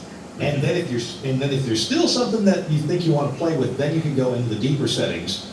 And by the way, you can save these presets all along the way, right? Right, yes. Okay, like you got a preset called, I don't know, Nashville - Kirk - yes. I don't know, I'm up to 53 now. Yeah, and that's an important thing. Once you think you've hit a milestone, and I think this is good, at that point, save it. And then tweak some more because you don't want to keep going until you say, man, I had it and I don't remember what I did, and man, I wish I saved that one. You don't want to get yourself in that kind of a position. Good deal. Cool. All right, so we've covered the quick setup and a lot of the bass effects. The next slide here, do you want to take this on? The smart RMS AGC design? This is pretty intelligent, what you're talking about here. Yeah, now this gets into some of the things that when I was messing around in the basement with the audio processor, with my analog boxes, one of the things that was an advantage to me, and this is something that Steve, Frank, and I would have conversations over dinner about because we all we're in the same boat with the technology that we've developed with the Telos Alliance here. And that the advantage I had is I didn't know that most of what I was doing was, quote unquote, the wrong way to do it. And because of that, they came out with some very unique algorithms that you just haven't run into anywhere else. Maybe you'll have it now when people start copying it, but up until now, you didn't have that. And one of which is the unique way I went about making RMS control. Being a kid and learning all this, and quite frankly, some of this stuff just was over my head that I was reading at the time because I just wasn't that advanced in my knowledge of the science of things just yet. But I knew what the goal was. So RMS, you want to be able to ride through the audio. You don't want to react to peaks or anything like that. So the system that I came up with and further refined like crazy in DSP, because you can do that, was a way to calculate that stuff. Typically, when you have an audio processor doing RMS control, they're typically using like a single, what we call an RC network, a resistor capacitor network, to calculate the RMS value of audio. And anybody who's making an advanced audio processor, which most of us are, usually have some kind of a multi-network time constant scheme where there's not just one time constant, there'll be multiple ones kind of chained together, or some that kick in now and others that kick in later to try to make it sound smoother. And when you try to tie the two together, they don't play nice because the RMS with a simple, calculator in it doesn't track what the complicated stuff is doing. So while it kind of makes it better at times, there's times when the two fight with each other, and you end up with results that are just not consistent either. There's too much compression or not enough, or weird things happen. And then the system that I came up with is that the RMS and the timing network all kind of work in parallel, and they work off of each other. So the RMS is happening over a really complicated ladder of time constants, if you will. And that's how they're kind of calculated. And in the end, I get timing that's really smooth and really consistent. So, and part of that, one of the key features in here is an auto acceleration deceleration algorithm, where if the audio processor is running your average levels and not much is changing, the algorithm pretty much is running on the time constants you tell it, whether attacking at these times. If you end up in a situation where the audio gets really loud for whatever reason, and the time that it's seeing to take to get from point A to point B to compensate for it can't happen in a way without having the time constants go out of their sweet happy zones, it will modify them. And an example of that in some of the older processors, if you have your time constant set to be where the processor is just kind of gliding through and it's floating and it's sounding really great, and the jock goes to play a sweeper, and the sweeper is really loud, which happens all the time in radio, because jocks use the meter bridge to hold up the newspaper and not look at it. So when that happens, suddenly you end up with this situation where you get what Mark Manolio calls it whomping, where the things get really loud and then you hear the compressors go, whoa, and they turn it back down again. And sometimes when that happens, you may have stages further down where it gets into the clipper and it sounds more distorted at that point.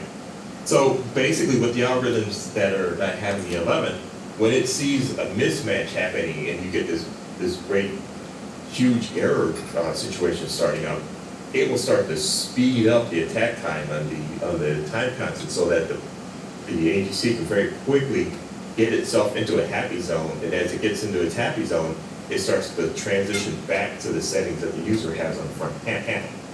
So that helps a lot because they can take care of themselves during these situations. And this can happen while you're adjusting their processing too.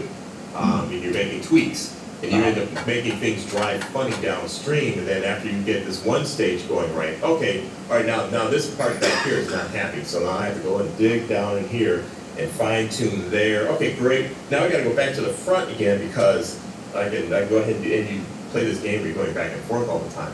And what these algorithms can do is when you're adjusting like the one thing on the front end, you may be driving something not quite happily downstream, but this downstream stuff can take care of itself in the meantime. And so adjusting the 11 in that regard is a lot more pleasant than some other processors or older processors. This auto acceleration, deceleration, this sounds like if you could take this algorithm and apply it to, let's say, Walmart. Yeah, hang with me now. I'm following, I'm hanging. So what Walmart has 15 checkout lanes and 2 of them are open, right? That's the way it always is. And what if they could detect that 18 new customers were headed toward the checkouts, and they'd go ahead and take those people out of stocking and put them at registers, and the registers would already be open at the instant that the extra shoppers arrived to do their checkout. That's kind of auto deceleration and acceleration. Right. And when I described it specifically here with the auto acceleration and deceleration, that works in conjunction with the makeup gain settings. So what ends up happening is as the audio gets really quiet for suddenly quiet, what will happen is that after you fall below a certain threshold, we'll get into that in a little bit, the release time starts to speed up a bit and then slow down when it's back into the happy zone that your presets is designed around. And we'll get into that more specifically when we play around with the windowing schemes and all that. Probably we have this new little process over here, the Omnia Volt, and it comes in an AM version, FM version, a studio version, and an HD version. And people ask me, well, what's different about it? I mean, it's built on the same hardware internally as the Omnia 1. And the Omnia 1 was the largest selling processor we've ever made. And I want to say there's 6,000 around the world. Oh no, I thought it was 20,000. Oh, yeah, 40. I could be wrong. What's the biggest difference? Well, the biggest difference is the Omnia 1, its predecessor, was developed before the Omnia 11 was developed. And the Omnia Volt was developed after the Omnia 11 was developed. So some of the same stuff that Corny was talking about and further in the interview that he developed for the Omnia 11 is now in the Volt. Now, it's not an Omnia 11, obviously, and it costs a fourth of what an Omnia 11 costs. But it stands up on its own very, very well, and it's great for an extra, an N+1 processor if you need that. Hey, in my markets where I am, it's just awesome. It works great. I thought I'd take you through a few little of the design characteristics that are in it. And one good thing we've done is we've eliminated the requirement to have Java in the browser. Thank goodness. Oh, shit. And do you know what? Of course, I've started harping on our developers literally 5 years ago. We got to get Java out of the browser. Got to get Java out of the browser. And apparently, because I talked to our developers, because we had to get Java out of the Zip 1, for example, and out of our nodes, even our older nodes. The last software update we did for our old legacy nodes is we got rid of Java requirement to see the metering and so forth. Well, and again, I'm not a developer, I don't know, but our developers tell me, Kirk, it would have been easier if we had never put Java in there. In other words, it's harder to move it over because we have so many things in place in terms of our own internal APIs that the Java worked with, that moving to JavaScript, HTML5, whatever technologies you want to plug into that, it's much harder because we already have stuff in place. So it's not just we have to change the code on the web page, in the web server, we have to change the things that the code talks to inside the box. So there's actually a lot to do. And so I know I'm sure there's companies ahead of us and companies behind us that with this Java in the browser. The good news is this display works on your smartphone. You can browse right into this and you get this exact display. And in my sales video that I did for this guy, I show it on my smartphone. And you can just, it's not too small to touch. You can actually, move the controls up and down. It's just pretty I played likable. my first Volt at home Friday, got right into it. Yeah, by browsing into it, right? Yep. Yeah. And it has great security because if you don't know the password, you can't get into it, can you? The security works really, really well. We had to do a factory reset on it last night because we couldn't figure out the password. It's a demo unit. We have no idea what happened. And that involves taking the top off. Oh, a little point of knowledge. With almost any Telos Omnia Axia product, they'll have a whole bunch of screws in the top. And no, there's not more screws than we think we need. We actually have a guy who designs how many screws have to go in the top of a box. And he has all these calculations based on the RF wavelength that it's likely to be around and all the requirements, all the CE requirements. He's got to pass all the CE requirements for Europe. And by the way, we do amazing testing on this stuff. We have to get a CE certification. So we actually have a lab. It's not ours. We rent space in it in Riga, Latvia, because it's way cheaper than the same labs in the big part of Europe, if you go to France or here in the U.S. So there's a lab in Riga that's fully qualified. They got some EU grant to build the thing, and they have an anechoic chamber and it's RF proof also, and so all of our products go in there and spin around on a table, and they're measured with a calibrated antenna. And I was there one time. We tested the first Radius console, and it didn't pass. So they had to fix a few things. It was getting some 70 megahertz out of it somehow.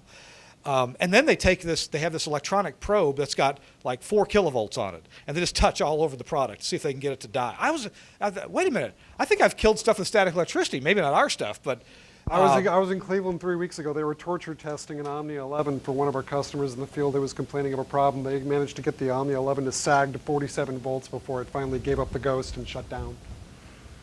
Trying to recreate a problem that was in the field. You mean they give it 47 volts input on the AC or what? Yeah, they were turning down the Oh, okay, the gotcha. power input. Gotcha. Yeah, in Cleveland we have an environmental oven that we can either bake pizzas in or we can. And we've got a lake nearby. You can just throw it in the lake. Yeah, that's right. So anyhow, what was I getting at with this? Oh yeah, so this guy has gone through some torturous testing. They have a 4 kilovolt test and they have a 10 kilovolt test. And the 10 kilovolt test, they only have to touch some number of places to pass certification. The 4 kV test, they ought to be able to touch basically anywhere. I mean, except on an electronic input or output. So it's amazing what the stuff has to go through. So if you want to take a little tour of the Volt, and most of us in this room get, okay, we got AGCs and we got limiters. So I was hoping to touch on anything that might be unusual. The quick tweak. That's just like but different. Okay, it's already on quick tweak. You have a mic, right? Yep. Okay. Yeah, the quick tweak reminds me a lot of where are you driving? Just like in the Omni 11, you've got the quick setup menu that Corny referred to in his talk about what program directors like to see. Same thing here. It makes it really, really easy to get in and get the sound that you'd like. You've got a variety of different settings. One of my favorite presets in here, some of the presets from the Omnia 6, there's a preset called Cosmic. If you're looking for a real consistent sound stage on your radio station, song to song, cut to cut. For the presets, you could just go through, you just click load, it goes right to the preset. Does a really smooth job of going from preset to preset. There's no massive hit that takes place on the air. It pretty smoothly makes the adjustment right away. You've got the quick tweak settings here. You can adjust. One thing that was never in the Omnia 1, and I always thought that was one of the weaknesses in the Omnia 1, was there was a lack of stereo enhancement. The Volt here contains stereo enhancement, so I think that's a great step. Playing with this box over the weekend, had it up and running, I'd have to say that the texture and the sound of it is reminiscent of the Omnia 6. It sounds more effortless than an Omnia 6 did, so you're really putting some pretty heavy-duty artillery processing in this box. I'll tell you a secret that was handed to me in Cleveland when I was there. If you want to try a real neat trick, get 2 volts, use one just as the stereo generator in the composite clipper, because the clipper that's in the Volt is pretty good, and then use another volt to just run dynamics processing. So basically you're stacking 2 volts with each other. I thought that was a really neat feature. It sounds great on AM. Let's see. It's a pretty simple, easy to manage interface. Let's see, let's turn up the loudness, shall we? Should we go to kilowatt and try? Yeah, I have a friend back over there and hit the volume. What I wanted to mention though was this has automatic failover on the inputs. Oh yeah, what I came over to mention was that for $3,500 retail or street about $3,000, it's what you used to spend $9,000 for. Easy. And so that's pretty cool. It does have failover from live wire, AES, and analog, so you can feed it several ways, right? And then it'll put out at the same time. It'll put out composite, analog, AES, and live wire all at the same time. So if you've got different things to do with those things, you've got backup chains. If you've got it's fully loaded. It's an amazing box for money. It'll hold 2 different software loads in it. So if you need an N+1 processor, then you can have like an AM load and an FM load sitting in banks there, and you just have to go into it and boot it to the load that you want, and you've got a backup processor for your AM or for your FM. I did not even know that. Yeah. I should go read the manual. In fact, it would probably be, of course, this is the main screen, the remote software. That's the one it defaults to. It's got a live wire set up. Oh, I guess I need to enter that again. The default password is lowercase Omnia. You can change that, of course. Now back to live wire. No, not now, LastPass. That's okay. That's okay. So there I've got it set up. The output is channel 1681. as a live stream, and then it's grabbing channel 991, which is the output of this guy right here. You can control it with GPIO, so you can make it do different things, pick different presets, stereo on or off, make it go to a different input if you like. So you can give it GPIOs, and these GPIOs can be physical GPIOs on the back, or they can be LiveWire GPIOs. So you can control it that way with LiveWire. File transfer is the. So you can save your presets somewhere else. You can update the firmware here. Then this configuration is just for the IP addresses, port numbers for remote control, and changing the password. And I'm surprised I don't have a picture of Corny there. I wonder if this has any Easter eggs in it. Have they done that? Oh, Frank's original processors, the cutting edge Unity 2000. Yes, those had Easter eggs in them. On the display? Yeah, like left, up, down, twist, left, right, and something would pop up. I forget what it Nice. was. Yeah, some little cartoon. Oh, the baby dancing thing. Oh. Yeah. Yeah. Okay. So, I think the biggest benefit of this processor, and this is just the benefit of making this stuff over the years and figuring out how to do it, put more features in there, faster, cheaper, better, is that the hardware is proven for 10, 11 years now. We kind of got that down.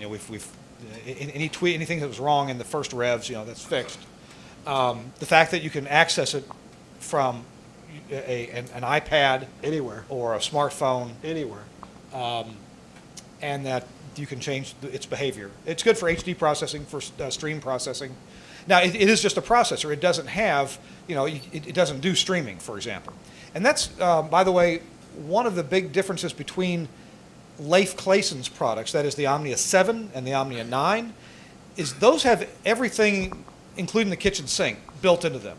The Omnia 9 will do a certain amount of HD processing, right? If you buy the HD option, yeah. Okay.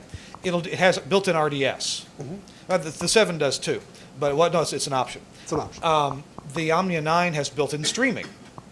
Yeah, so you can generate your station streams if you want to, full metadata capability on those. You can it'll stream to different types of servers. So it has the ability to be remote controlled. The Omnia 7, the Omnia 9 can be remote controlled with the NF remote software, which is just amazing stuff. Bob was showing that earlier. With NF remote, I can be sitting in my office in the US, I can get into a processor in American Samoa, I can see the full modulation spectrum and fully hear the audio, and if the bandwidth is good enough, and when you connect to it, it does a test to see what can I show you at the remote end. Can I show you the full baseband spectrum? Can I just show you meters? Can I let you hear uncompressed audio? True story. I know somebody who's working on presets on an Omnia 9 box. They have an SDR set up in the market where the guy that's working on the preset for the Omnia 9 can log in and grab the MPX decoded audio and grab it off to hear what it sounds like. He can listen to other stations in the market. He can do all the tweaking and hear what other stations sound like in the market from 1,000 miles away. And you know what? We've kind of thought about doing that for years. Some people have asked us, hey, can you listen to my stream and adjust my processing? Well, not your FM processing, no, it's not good enough. But with the Omnia 7 and 9, the remote software, again, if you've got the bandwidth, will let you hear linear audio from the other end. Then the MPX tool will let you do that. Actually, the Omnia 9 has a exciter simulator in it. So you can listen to the simulation of FM excitation and demodulation. And the reason that you can listen to that is because it actually uses that to optimize. That's one of the ways that we get the 140% left and right modulation, because we know exactly how an FM modulator will behave vis-a-vis the MPX we're feeding it and what additional we could do to it. Here's a dirty little secret.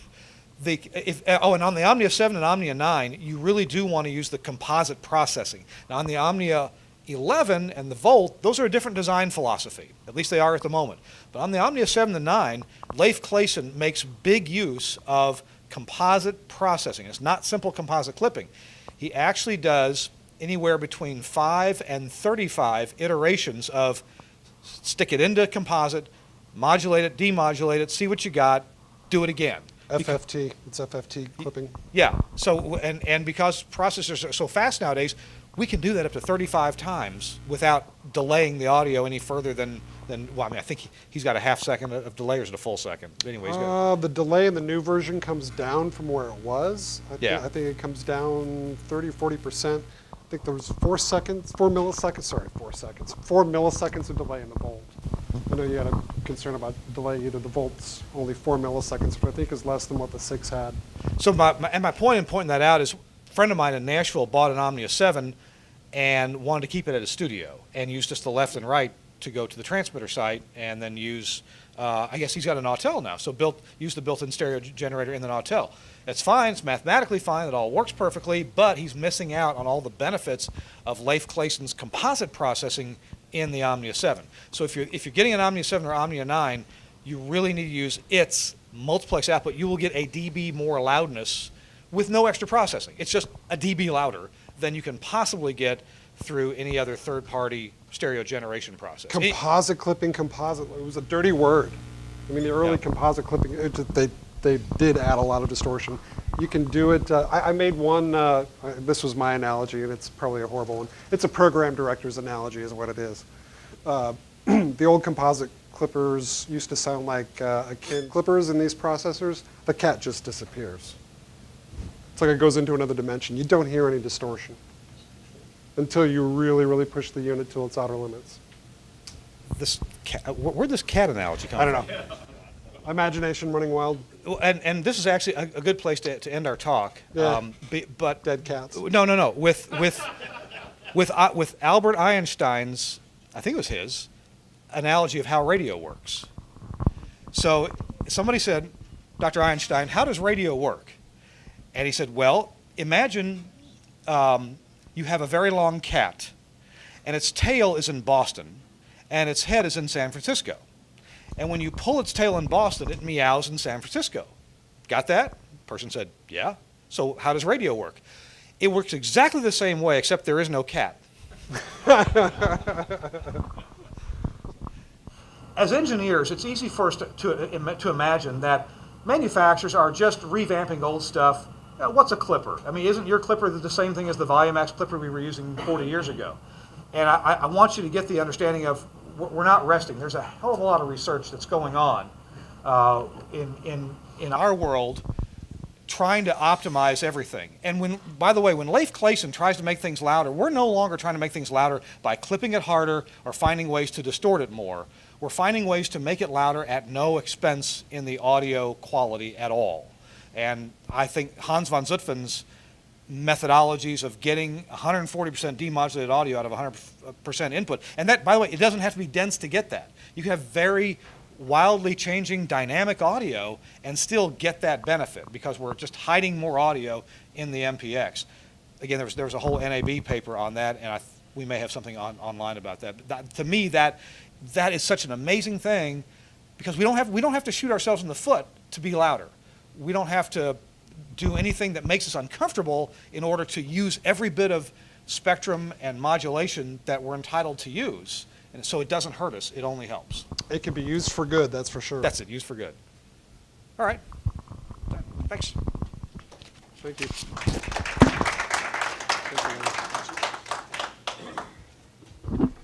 Well, thank you very much.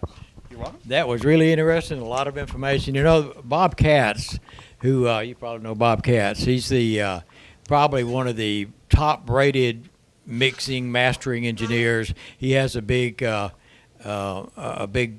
studio up in New York, and he does a lot of just about any entertainer you can think of. He has mixed their music, and he made a statement one day about digital and digital audio and why digital audio sometimes sounds so bad either in the mix studio or in a radio station. He said the problem is that the engineer has never taken the time or the effort to look under the hood to see how digital works. It works entirely different from analog. And there's things like, as you talked about, sample rate, bit rate, and dither and quantization and how all this stuff works together.